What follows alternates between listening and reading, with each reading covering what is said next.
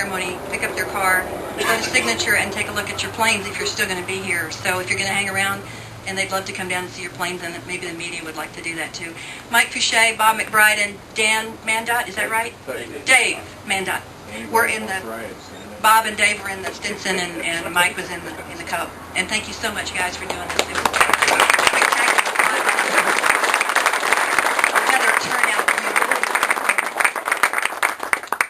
Next up is Jay Carpenter, past president and current board member of Texas Aviation Association. Jay, come on.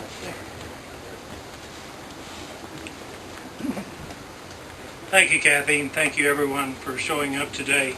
I'll be very brief because I know that's why y'all are all here.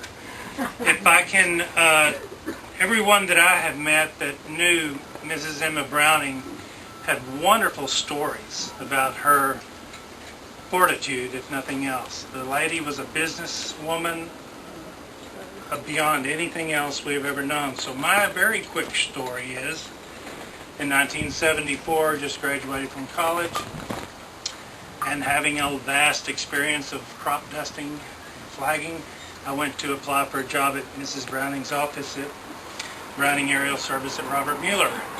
And she was very cordial. I had very long hair and a Fu Manchu mustache.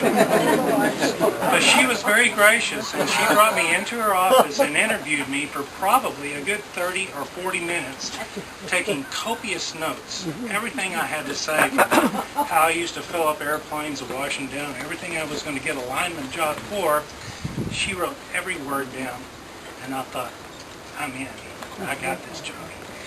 And then, as any Southern gentleman knows, when a lady stands in the room, you stand also. And she stood up and walked to the door, and I followed her, and she looked straight at me with those beautiful eyes and said, "Son, I don't think you'll do it all. But thank you for coming." And I literally, as she slammed the door, I felt the door hit my heels as I walked out. That was my first encounter with Mrs. Browning.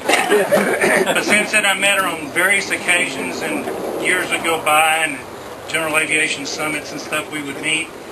I said, "Mrs. Browning, you probably don't remember me," and she would go, "Oh, I remember you."